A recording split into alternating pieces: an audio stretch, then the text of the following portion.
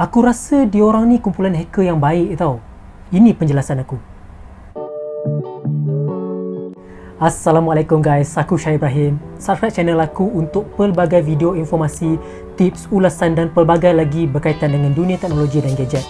Tonton video-video aku sebelum ni untuk senarai smartphone terbaik pada harga bawah RM600. Minggu lepas kita semua dikejutkan dengan dua video ancaman oleh satu kumpulan hacker yang menggelar diri diorang ni sebagai Anonymous Malaysia. Kedua-dua video ni diorang upload di Facebook rasmi diorang lah, iaitu Anonymous Malaysia dengan hashtag OpsWakeUp21. Persoalannya sekarang, diorang ni sebenarnya kumpulan hacker yang baik atau kumpulan yang tidak baik?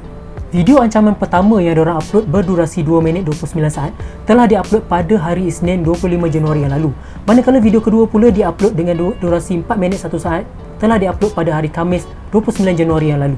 Jom kita tengok balik sedutan-sedutan mesej kedua-dua video yang mereka upload tu. Greeting Malaysian. We are Anonymous Malaysia. This is a message to Government of Malaysia. Your security system is low. All data may be leaked. This can cause unwanted hackers selling all information. The issue is there have been many cases of all Malaysia data telco has been hacked, more over 46 million until now. Why scam cases continue to rise and what is being done about them. Armed Forces website has been hacked and many more. Cause of government did not support and developer team don't take ownership of their code. They don't actively seek to grow their abilities. They're not curious about new horizons, and they're unwilling to recognize and learn from their mistakes. It had been a long time. We are silent. It's time open your eyes. We are legion. We do not forgive. We do not forget. Expect us. Greeting Malaysian. We are Anonymous. This is a message to citizens and government of Malaysia. Do you know since 2015 and until now scammer continuously scamming Malaysian people by mail, phone call, email, SMS, WhatsApp, and social media?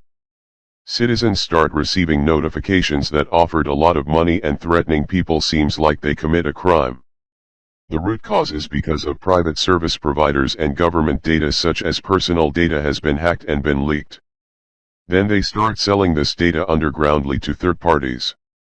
The issue about many of government's officer and vendors accepting bribes, hacking and manipulating the systems to release the foreigners with ease.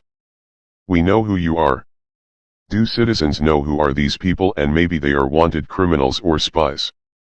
Some government officers and politicians also accepting bribes to protect gambling, smuggling, scam, drugs, or blackmailing activities for a long time. Who the behind of real culprit? What the government or high-ranking officer will do after this, do not take offense, ignoring corruption, and make it silent again. We also do not forget about lawyers or any role that you hold. Use power for good, not evil. Evil will not last long. Remember that. We know who you are. We care about our country, our place that we are growing up to, a moment with our family in Malaysia. If government not seriously take the action, netizen will take the action. We do not forgive. We do not forget. Expect us.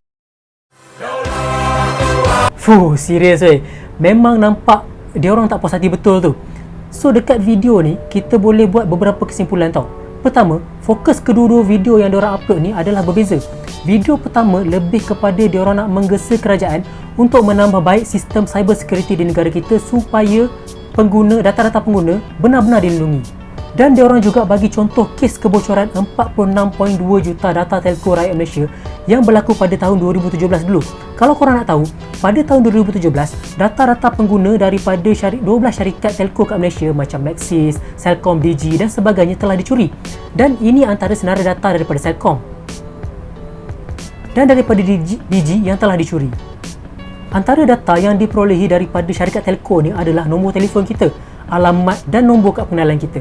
Dan data-data ni telah dijual antaranya di laman web loyak.net serta platform atas talian lain dengan menggunakan mata wang Bitcoin. Dan contoh terbaru yang diorang bagi adalah kejadian portal rasmi Angkatan Tentera Malaysia yang turut telah digodam pada bulan Disember tahun lepas, baru lagi ni, yang telah dihack oleh hacker yang mengaku berasal daripada Indonesia, yang mana hacker tersebut telah menukar paparan muka utama laman web Angkatan Tentera Malaysia ni dan cuba mengakses data diorang.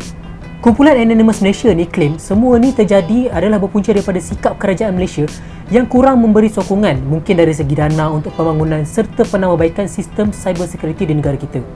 Dan diorang juga menyalahkan pasukan pembangun serta sistem administrator, iaitu pentadbir sistem ni yang tak take ownership atau bertanggungjawab sepenuhnya terhadap kod yang diorang hasilkan. Maksudnya dekat sini macam tak ada penambahbaikan, tak ada maintenance betul-betul hingga menyebabkan ia mudah terdedah kepada ancaman luar. Serta katanya, diorang ni tak belajar daripada kesilapan yang lalu. Mungkinlah daripada kejadian sama dan pernah berlaku berulang kali, tapi masih tak ada penambahbaikan yang dilakukan. Video kedua pula lebih kepada mengingatkan kerajaan agar lebih tegas dalam menangani isu-isu korupsi, pencegahan rasuah dan memberi amaran kepada pegawai-pegawai yang korup ni dengan menyatakan diorang tahu siapa pegawai ni. 2 kali diorang beritahu. Kira video kedua ni ancamannya lebih kepada pegawai-pegawai yang korup tadilah. So siapa yang makan cili dia terasa pedas kan? Diorang juga kongsikan data top scammers kat Malaysia yang mana diperolehi hasil daripada perkongsian oleh aplikasi Truecaller, dan antara saluran-saluran yang biasa digunakan untuk scam ni adalah melalui email, panggilan telefon, SMS, WhatsApp dan melalui media sosial yang lain. Contoh jenis scam yang popular dekat Malaysia ni adalah mesej menyatakan mangsa telah memenangi wang tunai atau dalam bentuk ugutan dengan menyatakan mangsa mempunyai kaitan dengan kegiatan jenayah. Dan antara sebab berlakunya kejadian macam ni adalah kerana data kita yang terdedah dan dijual tadi lah kan. Dan diorang juga kongsikan contoh harga yang ditawarkan kepada siapa yang nak membeli data-data kita tu. Dan orang yang beli data kita tu tak lain tak bukan adalah scammer-scammer yang tak guna tadi tu lah. Isu paling utama yang diorang nyatakan dalam video ni adalah kegiatan pegawai-pegawai kerajaan yang menerima rasuah, dan diorang cakap diorang tahu siapa pegawai-pegawai ni. Diorang juga menekankan tentang kegiatan pegawai kerajaan yang macam melindungi pusat-pusat perjudian, penyeludupan, aktiviti scam, dadah dan perasugut ni. Dan diorang persoalkan apa tindakan kerajaan Malaysia yang seolah-olah macam mengabaikan dan membiarkan kegiatan rasuah ni berleluasa. Dan akhirnya orang pegawai-pegawai yang ditangkap ni tadi, kes diorang ni tiba-tiba senyap macam tu je, atau dibebaskan dengan mudah tanpa disabitkan kesalahan pun. Diorang juga bagi amaran kepada kerajaan, kalau kerajaan tak ambil tindakan, netizen yang akan ambil tindakan sendiri. Mungkin netizen yang dimasukkan ni adalah kumpulan diorang ni lah kan, Anonymous Malaysia ni. Diorang akan ambil tindakan sendiri. Tapi kerajaan Malaysia melalui Agensi Keselamatan Cyber Negara dan Kementerian Pertahanan Malaysia tetap mengambil serius ancaman yang dilakukan ni lah kan. Dan Kementerian Pertahanan Malaysia juga telah mengeluarkan kenyataan rasmi dengan mengingatkan semua agensi kerajaan untuk memandang serius perkara ni dan mengambil tindakan sewajarnya untuk membendung sebarang serangan cyber yang mungkin dilakukan oleh kumpulan Anonymous Malaysia ni. Kesimpulan kedua pula daripada video ni, dalam video ni diorang tak nyatakan pun secara spesifik bila, berapa kerap atau apa bentuk tindakan yang diorang akan ambil kalau tak ada perubahan tentang isu-isu yang diorang nyatakan dalam video diorang tu tadi. Tapi tengah malam semalam, iaitu pada 31 Januari 2021, melalui satu lagi tim yang dipanggil sebagai Cyberpunk, diorang dah mulakan serangan dengan deface, iaitu menukar halaman utama beberapa agensi kerajaan dengan kepada gambar yang memaparkan mesej serta peringatan daripada diorang. Antara agensi kerajaan yang diserang adalah laman web Kerajaan Negeri Sabah sebanyak 3 kali, laman web Kerajaan Negeri Perak sebanyak 2 kali, laman web CIDB, Majlis Perbandaran Serdang dan laman web Kastam Diraja Malaysia. Okay, kesimpulan ketiga pula, bagi aku lah kan, personally, diorang ni masih dalam kumpulan yang baik. Sebab apa yang diorang demand ni adalah benda yang baik-baik.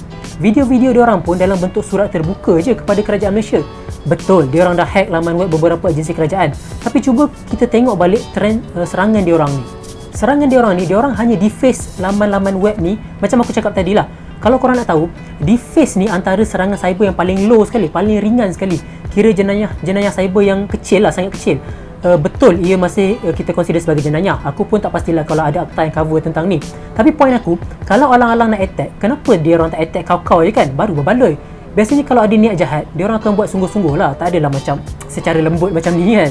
Dan dia orang serang pun pada waktu tengah malam, waktu jumlah lawatan atau trafik ke laman web ni tadi pada tahap yang sangat rendah tau. So nampak dekat sini, dia orang tak nak sampai urusan orang yang nak lawat laman web ni terganggu dengan aktiviti dia orang. Dia orang masih lagi ambil berat tentang orang awam yang lain. Dan kalau korang baca betul-betul mesej yang diorang tinggalkan dekat laman web yang diorang dah hack ni tadi, mesej tu hanyalah sekadar peringatan kepada sistem administrator untuk betul-betul bertanggungjawab menambah baik sistem security laman web masing-masing. Tak ada pun macam diorang tinggalkan ancaman berbentuk kata-kata kesat ataupun gambar-gambar yang tak elok. So kita boleh nampak dekat sini tau, diorang buat kerja ni masih dengan cara yang paling baik sekali. Kumpulan macam diorang ni biasanya digelar sebagai vigilante, iaitu orang ataupun kumpulan yang mana nak menegakkan kebenaran atau buat sesuatu dengan tujuan yang baik, tapi dengan cara diorang tersendiri tanpa mengikut saluran undang-undang. Diorang sekadar nak buktikan klaim diorang yang menyatakan sistem cyber security kita masih berada di tahap yang lemah dan mudah untuk diorang, malah sesiapa sahaja boleh hack. Lagi-lagi orang yang tak bertanggungjawab, yang berniat jahat kan. Diorang pun sebenarnya dah claim dekat Facebook diorang awal-awal lagi tau, yang diorang buat semua ni bukan untuk glamour dan nakkan duit. Diorang cuma nak yang terbaik kepada rakyat Malaysia. Nak data-data kita benar-benar dilindungi, itu je. Dan actually aku rasa kan, ini baru serangan pertama tau. Lepas ni mungkin ada serangan-serangan lain lagi. Sebab kalau korang perasan, serangan defacement ni spesifik ditujukan kepada sistem administrator saja. Maksudnya serangan ni berfokuskan kepada ancaman dalam video pertama diorang tu je. Ancaman dalam video kedua diorang belum betul-betul diorang buat serangan lagi tau. Mana tahu mungkin serangan kedua ni diorang akan dedahkan siapa pegawai-pegawai kerajaan yang korup yang diorang claim diorang tahu tu kan. So dekat sini apa pendapat korang? Korang rasa diorang ni betul-betul berada di pihak yang betul dan baik atau sebaliknya? Dan korang rasa betul ke diorang akan terus lancarkan serangan cyber kepada agensi-agensi kerajaan nanti? Kongsikan pendapat korang dekat ruangan komen. So sampai sini saja dulu perkongsian aku. Subscribe channel aku untuk pelbagai informasi, tips menarik berkenaan dengan dunia gadget. Jumpa lagi di video akan datang. Bye!